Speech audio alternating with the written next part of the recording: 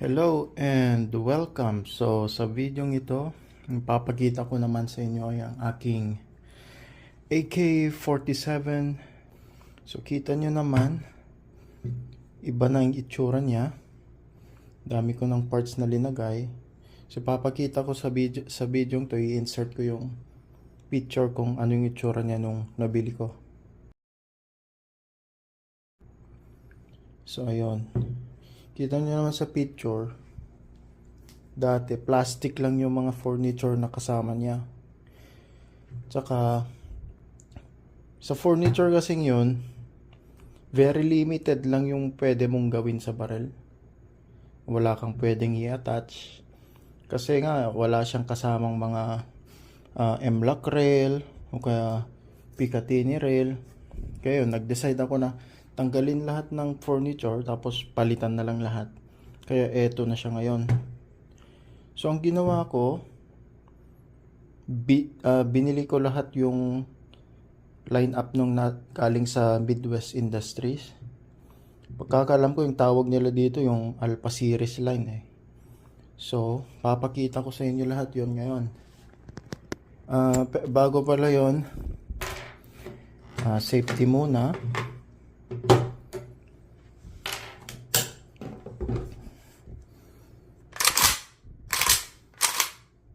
Wala siyang laman. Flag din natin.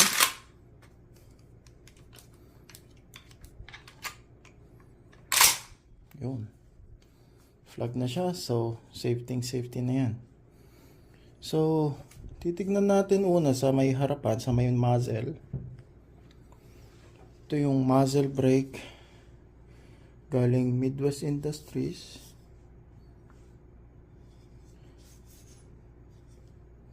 Ang kagandahan sa mga AK, ito lang yung gusto ko yung kung gusto mong palitan yung muzzle brake, ang dali yung nag-hold lang kasi nito, yung pin dito. Kita nyo yan? So ipupush mo lang siya pababa, tsaka pabaliktad yung thread nya. Pwede mo na siyang tanggalin. Yan.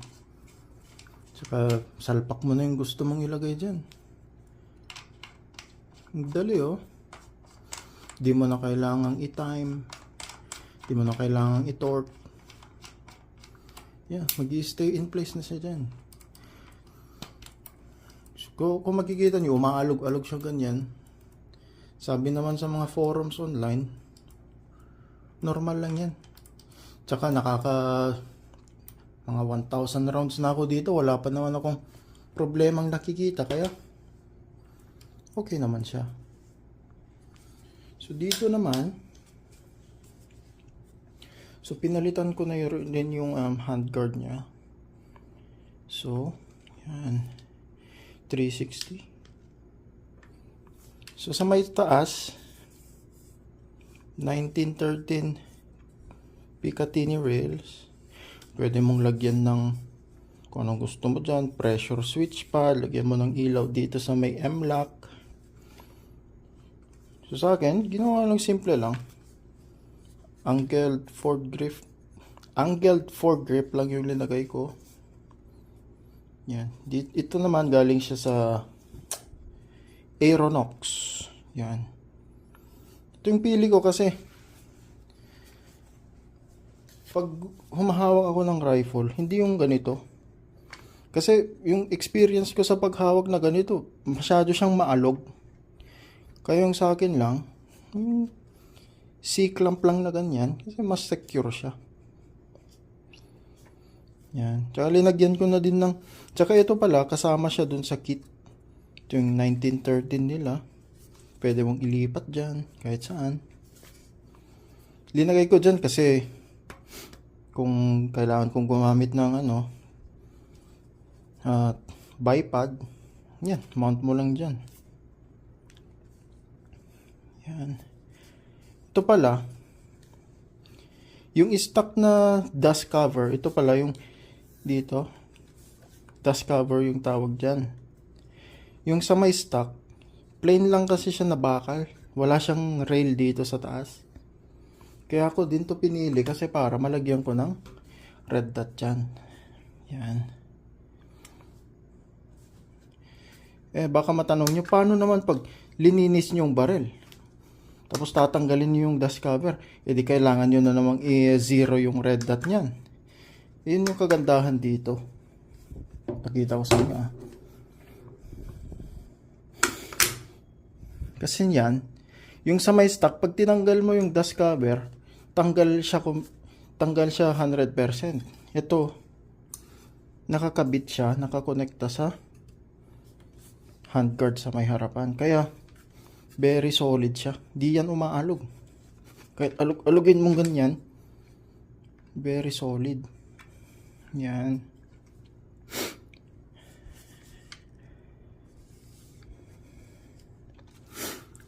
Tsaka, ito naman, yung red dot na linagay ko, galing Sig Sauer. Siya yung Romeo 7. So, wala siyang magnification. Ano lang siya, regular na red dot lang. Tsaka, ito yung pinili ko kasi yung baterya na gamit niya, AA. Yung kagandahan nito. Very long lasting. Hindi kagaya ng ibang red dot na kailangan gumamit ng mga CR123. Yung mga mahirap hanapin na baterya. I mean, hindi naman ganun kahirap, pero wala siya sa regular na store na pwedeng bilhin. Ito, kahit pang sa Changi meron na ito eh. Kaya yun yung pinili ko. Tsaka maganda rin dito, meron na siyang kasamang anti-glare na pwedeng tanggalin. And QD mount na din siya. Kaya gusto ko tong QD mount kasi kung nagloko to, pwede mo siyang tanggalin kahit walang tools. Tsaka pwede kong ma-utilize yung stock na sights ito. Saan yung gagamitin ko? Iron sights. Yan. Yan. Tsaka yung trigger naman, galing siya ng CMC triggers. Buksan natin to.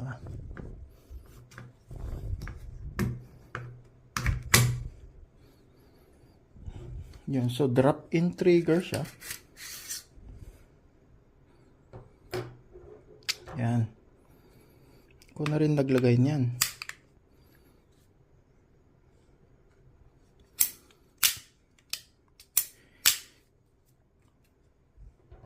Yun nga lang, hindi siya 100% drop-in. Nung linagay ko siya, madami pa akong minodify na parts dyan para mag-fit dito eh. Kasi, nung linagay ko siya first time, di ko magalaw yung safety selector switch. Ngayon, tinignan ko, ayun, sumasayad dun sa may ilalim, kaya kailangan ko bang mag-dremel.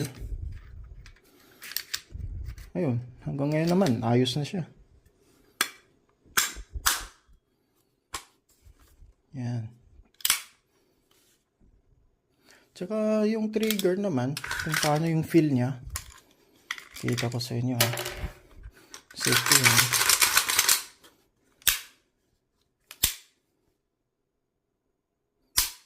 Okay naman, magaan naman siya. Mga 3.5 pounds. Tapos yung reset. Yun. Very short lang yung travel. Kumpara dun sa stock na trigger niya dati. So sa mga curious naman dyan, ano naman to? So ang pagkakaalam ko dito, kung wala kang ganitong klaseng dust cover, may mga nabibiling red dot mount na pwede mong isaksak dito. Yun. Ito naman, pinalitan ko din yung grip. Galing Tango down. Okay naman siya. Sakto lang yung texture. Oh. So may compartment sa ilalim. Meron siyang rubber cover dyan. Lagay ka ng extrang baterya.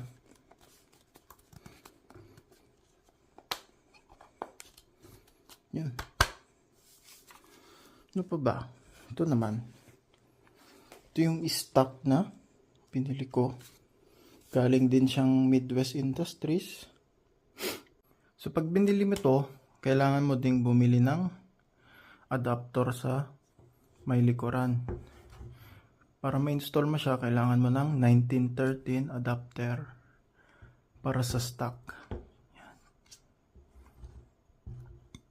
Kagandahan nito, sobrang dami niyang pwedeng i-adjust. Para sa personal preference mo. Kung gusto mo to, kung mas mataas, pwede mo siyang i-adjust.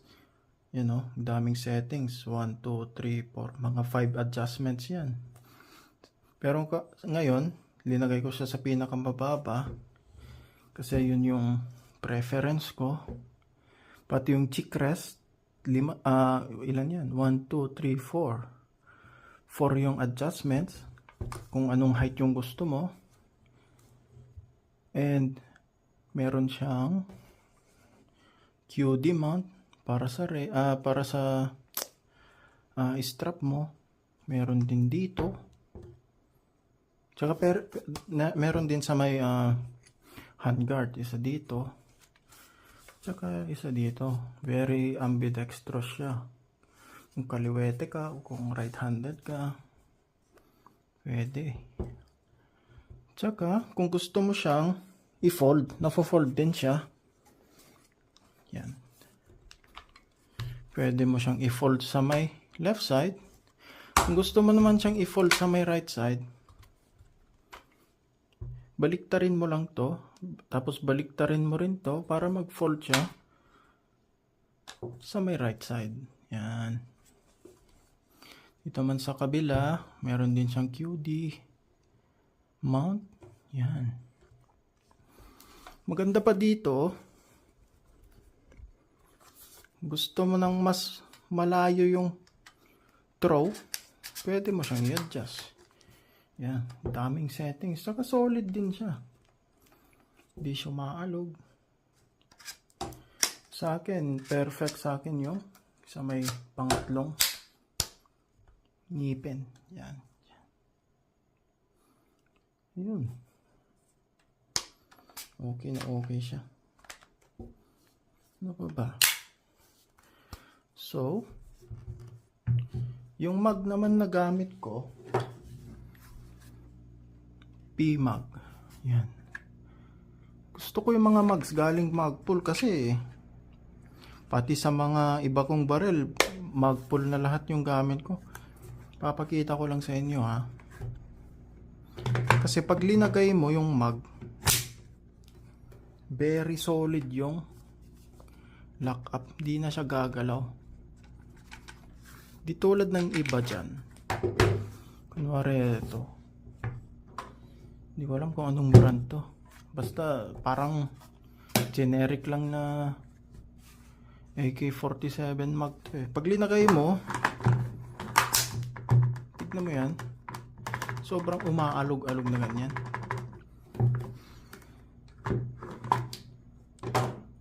Yun.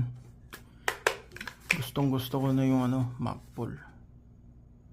Ito pala yung bala niya, 7.62 by 39. Diyan ba yun? Yeah, diyan pala yun. Yun o. So yung recoil naman neto, I mean, okay lang naman. Pero yung downside pala ng ng furniture set na to. Kasi yung mga kadalasang AK, yung stock furniture nila gawang plastic, polymer, o kaya naman yung classic, yung gawang kahoy. Maganda kasi doon, mas magaan siya. Yun nga lang yung downside, di ka makakapaglagay ng mga accessories na, yung mga modern accessories na ganyan. Ito kasi sobrang bigat, parang nadoble na yung weight niya kumpara dun sa dati. Ang kagandahan lang nun, Kung mas mabigat yung baril mo, mas makontrol mo yung recoil. Wala masyadong felt recoil na nararamdaman pag ino-operate mo siya. Sana nagustuhan nyo na naman tong video ko. And ayun, AK-47. See you next time.